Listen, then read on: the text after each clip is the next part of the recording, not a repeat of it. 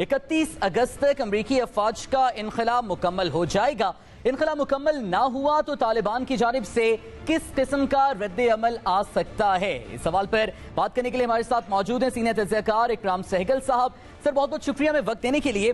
Sir सबसे पहले ये बताइएगा कि पहले 31 अगस्त की डेडलाइन का ऐलान किया गया, फिर कुछ सिफारिशात आई, G7 ममालिक से भी तजावीज़ आई, इस डेडलाइन को एक्सटेंड करने का इंदिया दिया गया, फिर तालिबान के बयान के बाद दोबारा कहा गया कि इनखला 31 अगस्त तक को हो जाएगा।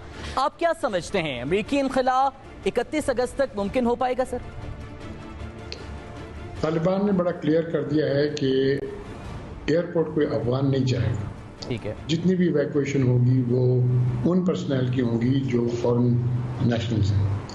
अगर यही उनकी तस्वीर पर सही बोलते रद्दमल होता है तो मुझे कोई शक नहीं कि 31 अगस्त तक जितने भी क्रिटिकल फॉरेन पर्सनल वो चाहते हैं कि इवैक्यूएट करना वो कर लेंगे। ये जो इन्होंने तालिबान ने बड़ा क्लियर कंडीशन लेकर कर दिया है कि कोई भी अफगान को वो अलाउ नहीं करेंगे अब एयरपोर्ट के लिए। इसके अंदर आई थिंक जब तक वो उसमें लचक नहीं लाते तो मैं समझता हूँ 31 अगस्त का जो डेडलाइन है वो बाइडेन साहब ने भी एक्सेप्ट कर लिया है और सब ने भी कर लिया है। आई थिंक वो हो जाएगा। नाउ 31 अगस्त के बियॉन्ड हो सकता है कि अंडर तालिबान कंट्रोल कुछ एवैक्यूएशन परमिट करें, बट वो ये नहीं परमिट करेंगे कि उनकी फॉरेन फोर्सेस वहाँ पर कोई रहे जिस तरह अभी हैं प्रोटेक्ट कर रही हैं एयरपोर्ट को। वो ये करेंगे कि अपने फोर्सेस रखेंगे और वेस्टर्न टेक्निकल हेल्प ज़रूर लेंगे। टेक्निकल हेल्प की माने ये है कि एयरक्राफ्ट जब आती है ट्रैफिक कंट्रोल की कार्रवाई होती है, अप्रोचेस की कार्रवाई होती है, डिफरेंट होती है, एविएशन फ्यूल देना पड़ता है, वगैरह वगैरह बहुत सी चीज़ें होती हैं, रनवेज क्लियर करना पड़ता है। आई थिंक उसके लिए शायद वो एक्सेप्ट करें कि आप हमें टेक्निकल मदद दे दें लेकिन फॉरेन ट्रूप्स यहाँ ना रखें। और अगर जो फॉरेन ट्रूप्स नहीं रखेंगे तो फिर मैं समझता हूँ कि वो डेडलाइन जो है वो इंक्रीज कर सकते हैं। ठीक है। अच्छा इकराम सहगल साहब, जो बाइडेन की जानिब से जब बयान सामने आया था, गालिबन जब ये अमरीकी इनखला का सिलसिला शुरू हुआ, तालिबान ने काबुल फतह किया, तो उसके बाद पहली जब प्रेस टॉक की तो उन्होंने कहा कि जी अमेरिका के जो दो बड़े अहदाफ थे, पहला हदफ इस जंग के पीछे ये था कि हमने 9/11 का बदला लेना था। तो आज ज़बीउल्लाह मुजाहिद ने यह कहा है कि 20 साल में भी ये साबित नहीं हो सका कि उसामा बिन लादेन मुलव्विस था इस सारे 9/11 के वाक़े में, यानी, और ये भी कहा कि इस सारे वाक़े को बुनियाद बनाया गया सिर्फ अफगानिस्तान पर हमला करने के लिए। तो अब ये इल्ज़ाम तराशियों का सिलसिला तो शुरू हो चुका है दोबारा से। इस सारी फजा में आप क्या समझते हैं कि तालिबान और अमरीका के दरमियान कोई बैकडोर राबिते थे पहले या अभी भी चल रहे हैं? देखिए, आप कुछ भी बोल रहे हैं, सिवा काबुल एयरपोर्ट के जहाँ अफरा तफरी मची भी थी और अब इतनी अफरा तफरी नहीं है जो पहले थी। बाकी अफगानिस्तान में इक्का दुक्का प्रोटेस्ट हुए हैं। पंजशीर वैली में शायद बोलते हैं थोड़ा बहुत रेजिस्टेंस अभी तक फ्लेयर अप नहीं हुआ, लेकिन इम्कान है कि वहाँ रेजिस्टेंस आए। लेकिन आप देखें कि अदर देन दैट आप कुछ भी बोल रहे हैं, बड़ा स्मूथ ट्रांजिशन पावर हुआ है, बड़ा स्मूथ ट्रांजिशन पावर। और वो इसलिए हुआ है कि तालिबान ने बड़े अक्लमंदी से पहला काम ये किया कि जनरल एमनेस्टी डिक्लेयर किया। उसके बाद उन्होंने सब गवर्नमेंट एम्प्लॉयज़ को बोला कि आप आएँ, अपनी जॉब रिज्यूम करें। और उसका सबसे बड़ा सबूत ये आता था कि उनने काबुल का मेयर जो क्लोज एडवाइज़र था अशरफ गनी को, उसको बोला कि आप इन प्लेस रहें और आप जितनी भी सर्विसेज वो रन करें। उन्होंने इमीडिएटली एक acting head of central bank भी अपॉइंट कर दिया और बैंक्स को उन्होंने इनकरेज किया कि बैंक्स आप ओपन करें वगैरह वगैरह। हाँ, उन्हें ये ज़रूर बोला है कि जब तक सिचुएशन थोड़ी और स्टेबल नहीं हो जाती फीमेल एम्प्लॉयज़ ना आए। लेकिन उन्हें ये भी बड़ा क्लियर कर दिया है कि फीमेल एम्प्लॉयज़ की पूरी राइट्स होगी, एजुकेशन में उनके अंदर कोई वो दखल नहीं देंगे वगैरह वगैरह। ऑब्वियसली विद इन जो उनकी इस्लामिक नॉर्म्स है और जिस तरह वो कायद लेआउट करते हैं उसी के मुताबिक होगा।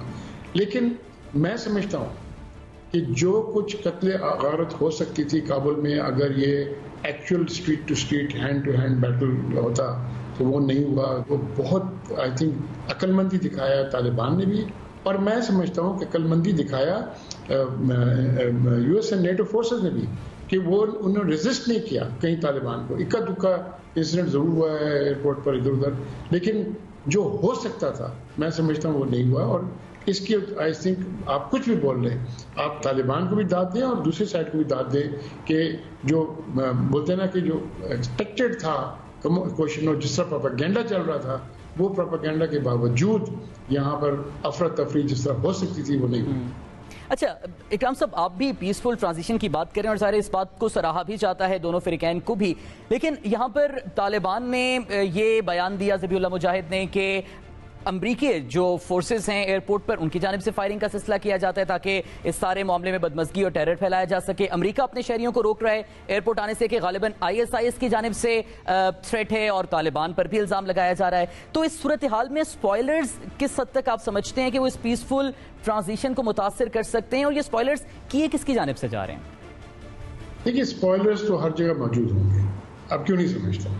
دیکھیے جی، سب سے بڑی جو سکھائی جاتی تھی، ہم نے بھی فوج میں سیکھا، وہ ہوتا تھا کہ stay behind operations. Stay behind operation کے معنی ہے کہ اگر جب دشمن نے ایک شہر کو قبضہ کر لیا تو آپ پیچھے سے سیلز چھوڑ جاتے تھے جو ایسے ایسے کرتے تھے کہ دشمن کو ہیرس کرتے تھے، ان کی کمیونیکیشن سسٹم، ان کی باقی جو سوشل انفراسٹرکچر کو اٹیک کرتے تھے، ان کے سافٹ ٹارگیٹس کو اٹیک کرتے تھے اور ان کو افراتفری۔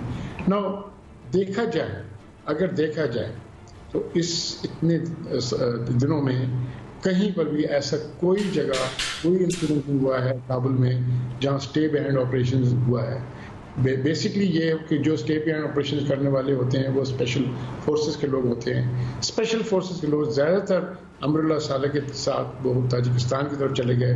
آپ کو یہ نہیں پتا ہوگی بات کہ امراللہ صالح جو وائس پریزیڈنٹ تھا، پہلے NDS کا ہیڈ ہوتا تھا، وہ اس نے truck loads, helicopter loads and I would سے plane loads of US dollars لے کے، اور وہ کور جو اسپیشل فورسز کے تھے ان کو لے کے یہ فرار ہو گیا تاجکستان کی طرف، اور ابھی وہ کوشش کر رہا ہے کہ پنجشیر ویلی میں جو جس کا وہ نیٹو ہے، اور احمد ولی مسعود جو احمد شاہ مسعود صاحبزادے ہیں ان کے ساتھ مل کے کرے۔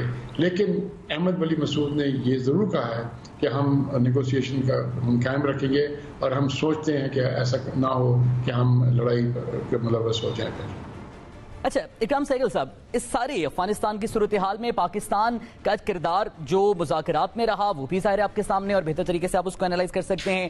ابھی بھی انخلا کے عمل میں بھی معاونت کرنے میں پاکستان کا کردار آپ کے سامنے ہے۔ اب پاکستان اور امریکہ کے تعلقات اس ساری صورتحال میں آپ کیسے دیکھتے ہیں، اور خاص طور پہ جو طالبان کی جانب سے یہ بیان دیا گیا ہے کہ پاکستان ہمارا دوسرا گھر ہے، یہ بیان کتنا اثر انداز ہوگا پاکستان اور امریکہ کے تعلقات پر خاص طور پہ؟